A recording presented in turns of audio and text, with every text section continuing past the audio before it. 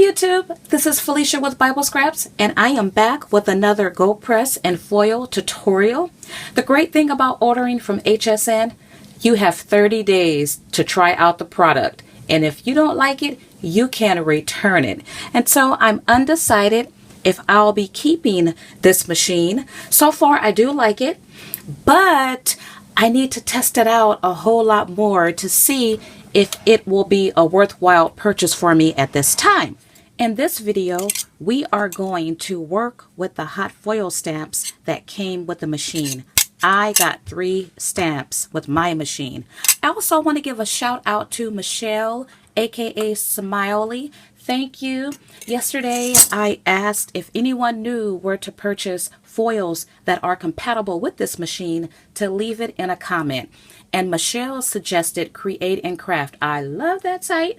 However, I didn't know that they do carry foil that should work with this machine. And so, Michelle, I did place my order. I also ordered from a seller on eBay because working with foils can be tricky, and I'm going to talk more about that later in this video, but I will test out that foil, and if that foil works, I will be sure to share it with you all as well. Before I share the tutorial, let me share my preliminary testing. This was my first shot at hot foil stamping, and as you can see, I did not get a complete solid impression. Barbara, I read your comment. You stated that your impressions were not solid either. Well, I have some super tips to share with you guys that will give you a nice impression. This was my second attempt. What I did learn is that paper makes a difference. This paper is thinner than this paper. By the way, this one is by Paper Tray Ink. They have nice sturdy cardstock. So test out different papers. This was my third attempt. Not bad. This was with the larger frame, hot stamp. And as you can see, this area here didn't foil. Now, this one isn't perfect either because the leaves should be more solid. But nonetheless, these were not bad for my second and third.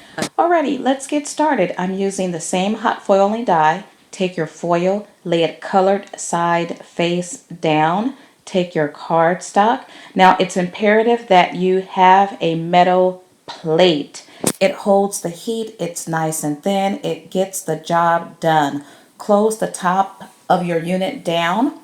Now, concerning these hot foiling stamps or dies, they're substantial. They're a lot heavier than your dies. They're going to take longer to heat up. You may need to heat these up 3 to 5 minutes. Now, this is my super tip. I'm going to set my Cuttlebug on top of my heating platform. While this is heating up, let me take a moment to talk more about foils.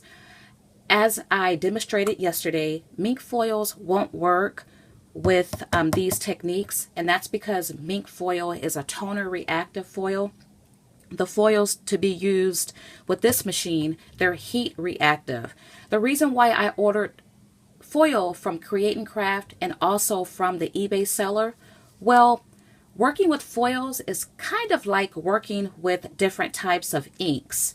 You have your pigment ink, you have your dye ink, embossing ink, we have oxide inks, you have chalk inks, permanent stays-on type inks, hybrid inks. All those different inks, they have different properties, they do different things, and you use those inks on different materials. The same is true when it comes to foil. You have different types of foil. You have some foil that works better on ribbon, some that works better on paper, some that may work better on chipboard, and you really have to experiment to find the best paper and foil or material and foil combination. In addition to paper and foil, you have to consider heat and pressure. This unit heats up to 90 degrees. With a regular hot foiling machine, I think it heats up to, on average, 250. So this machine don't nearly heat up as hot as the professional type machines. This machine was designed for the crafter. Because of that, I'm not going to call it a limitation because it can get the job done, but it just means you have to experiment with your paper, your foil, with your pressure, and with your heat. And so I hope these super tips do work. And if you have any tips to share, please share those in the comments. Now, the reason why I've added my Cuttlebug on top, I'm hoping to keep the heat on the inside of the platform, and also I want the weight of the Cuttlebug to embed or cause the foil to transfer better into the paper. Now I'm sending the entire platform through the Cuttlebug. You want to roll through slow, and just like in die cutting, when you have those intricate dies, you have to send it through several times. Using your hot foiling stamps may require the same thing. Now, you don't have to do this step here. I'm adding the Cuttlebug back on top of the heating platform. I want to see if it will give me a better impression in that area that didn't give me a solid impression. And once again, you may not have to do this. I'm sending it through my Cuttlebug again. And I like to put my heating platform back connected to the unit. I like to keep it warm so it can easily warm up for the next use. I'm showing how that backside look. It looks like I've embossed it with clear embossing ink. That's a cool look. Now you see here, I still did not get a solid impression. Okay, so it's killing me. And what I'm doing here, I'm testing out a theory that's in my mind, and I'll talk more about that later. But I have an idea that eventually will work. But the rest of the foiling, it came out beautifully. Alrighty, practice makes perfect. Let's see if it does. I've already heated up my platform. I'm sending it through my Cuttlebug. Now, this was my thinking. The area that didn't give that solid impression, that's the area I need to focus on first. I'm thinking the area towards the handle, that part, it doesn't hold the heat as well as the area that's inside the platform, if that makes any sense. And so my thinking was, if I roll that area through the Cuttlebug before it cools, if I do that several times, perhaps that'll yield a better image. But you're going to see here, I totally messed up. I laid my foil down on my hot foil stamp, but that is pretty. But I wanted to show that you can, with this foil, because it's colored on both sides, it can get very confusing. Would you believe me if I told you the mistake I just made? I made it 3 more times. Yes, I did. I'm tired. I'm foiled out. Now, I'm not even focusing on the area that I mentioned earlier. So I'll tell you already that I'm not going to have a solid impression in that area. But the rest of the image looks beautiful, and that gold on black is really nice. With my next attempt, let's see if that is better. All right, Felicia, let's get it right this time. Now notice I moved my die to the left. Everything is as I've done before. I added a shim this time, and I set the Cuttlebug on top of the heating platform. Now I'm going to focus on that area. I send it through one time. This area here, I'm sending that back and forth a couple times, and then I went back towards the other end and I've sent that through a couple times. Let's see if that makes a difference with my impression. Alrighty, so overall, the foiling in that area that I had problems, it do look better. It foiled more. You see here, it didn't do a good job. There, it didn't do a good job. With the gold, it didn't. But with the blue, it did.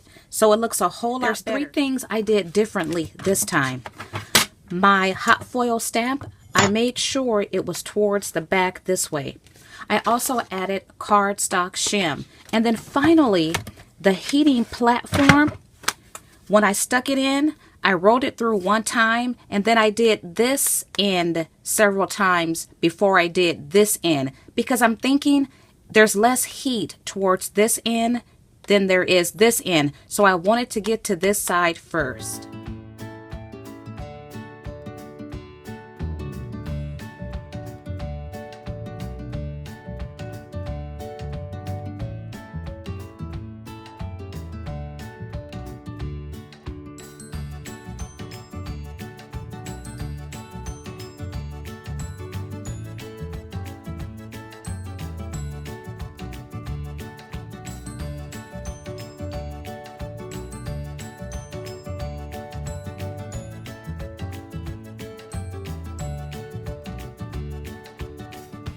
All right, you see these examples here. The happy birthday came out really, really nice. Nice and bold and solid.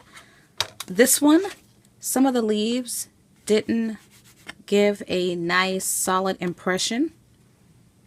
However, I didn't use a shim this time too. So you can use a cardstock shim to get a better impression.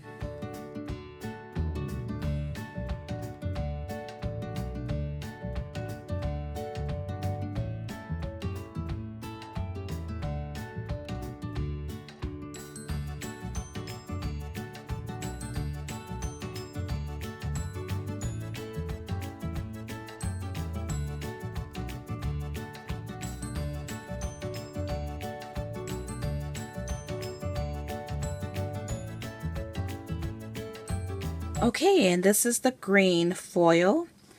I'm still not getting a solid image there. Now this time I didn't add the extra pressure, the extra weight on top of the heating platform. I just sent it through as the direction stated. I did have a shim with this one. Alrighty, I ran it through one more time. This is my final impression, and I used my super tip.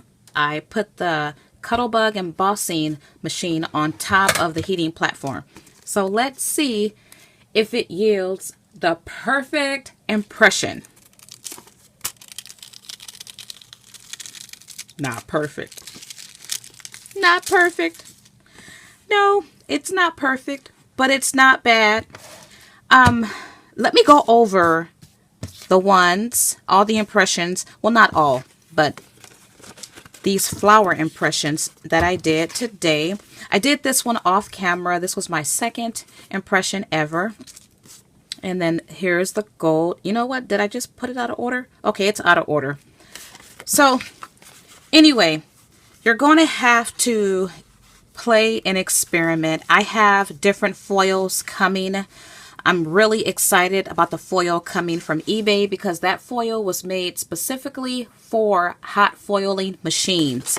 And so I'm going to see if it will yield better results. I know I didn't have a good view of the happy birthday, and there it is. It came out perfect. I have a few more examples to share.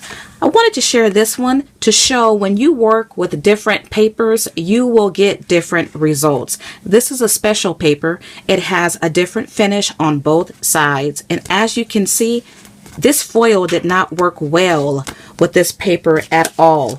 I used a different foil. This is by Udo for their screen printing machine, and it did not take at all. Hopefully with the foils that I have coming, hopefully I'll get a better impression on this paper. Now, I did do it on chipboard and I love the results. In my next video, I will work with my embossing folders and with this chipboard. This is really cool. All right, you guys, I need to close shop so I can save foil for additional techniques that are in the handbook. Now, if you have found this video useful, don't forget to like it. You can also subscribe if you are interested in seeing other tutorials. Feel free to share this video. Feel free to leave me your comments. Now, I want to thank you all for watching, and as always, blessings.